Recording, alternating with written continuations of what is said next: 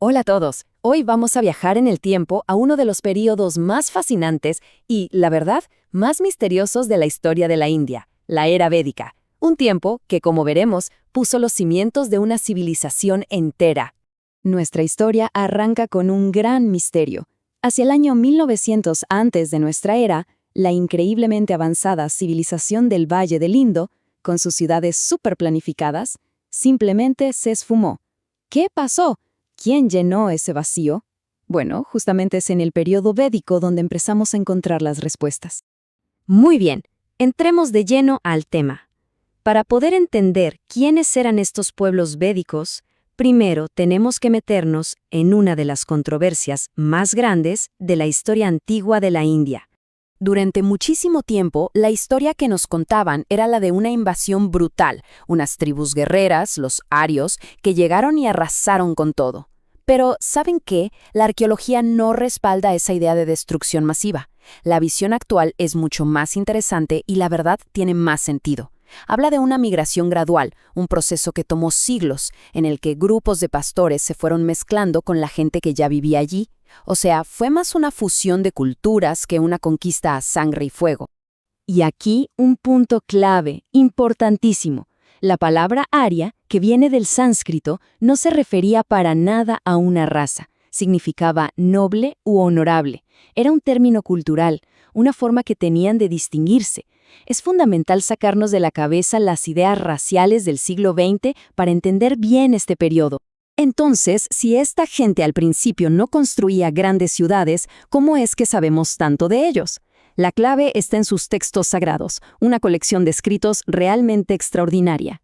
Lo que hace que esta fuente sea tan única es su propia naturaleza. Para ellos, los Vedas no eran obras humanas, eran revelaciones divinas. Y lo más increíble es cómo sobrevivieron. Se transmitieron oralmente, de generación en generación, con una precisión casi fotográfica durante miles de años, antes de que se escribieran. Tenemos 4 Vedas principales. 3 de ellos son como manuales para los rituales. Tienen las melodías, las fórmulas y hasta hechizos. Pero nuestra ventana principal a ese mundo antiguo es el más viejo de todos, el Rig Veda. Es una colección de más de 1000 himnos, y gracias a ellos podemos reconstruir cómo era su sociedad, en qué creían y cómo vivían. ¿Y qué nos cuentan esos himnos? Pues nos pintan la imagen de un pueblo de pastores, seminómadas. Su riqueza no era el oro, eran las vacas. De hecho, una de sus palabras para guerra significaba literalmente la búsqueda de vacas. No vivían en ciudades, sino en aldeas temporales, y su epicentro era la región del Punjab. Los textos también hablan de conflictos con la gente local, a quienes llamaban dasyus, y les definían por algo muy específico. No hacían sus mismos sacrificios. Ahora vamos a meternos en el corazón de sus creencias.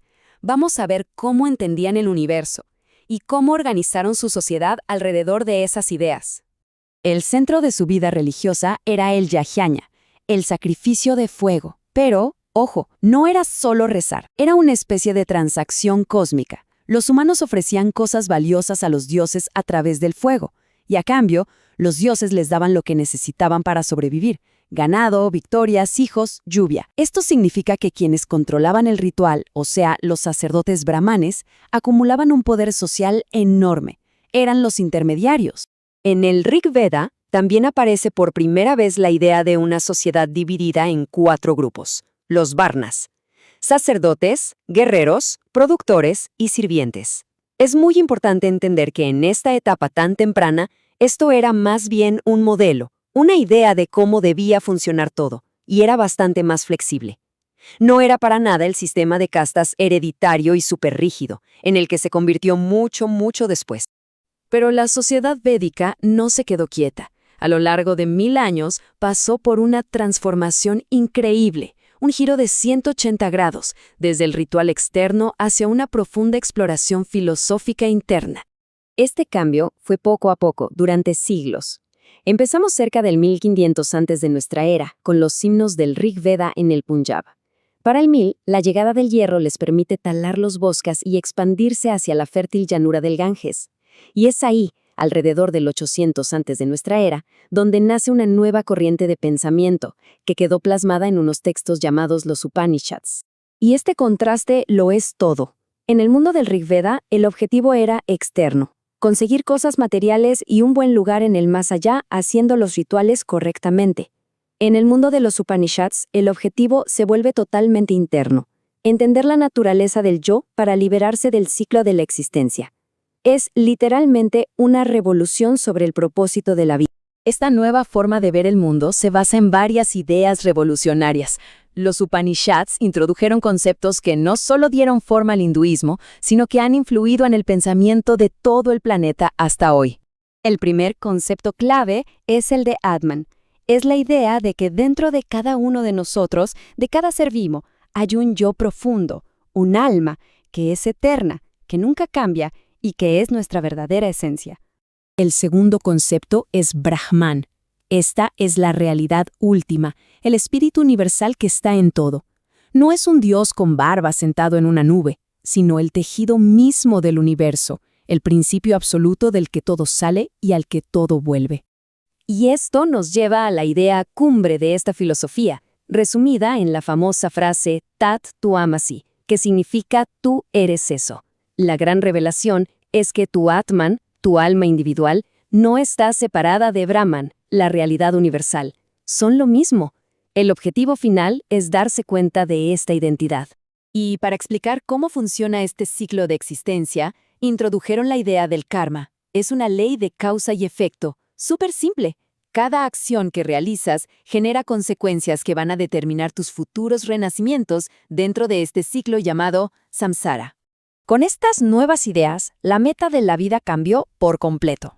El objetivo ya no era ir a un cielo temporal después de morir, sino alcanzar moksha, la liberación total.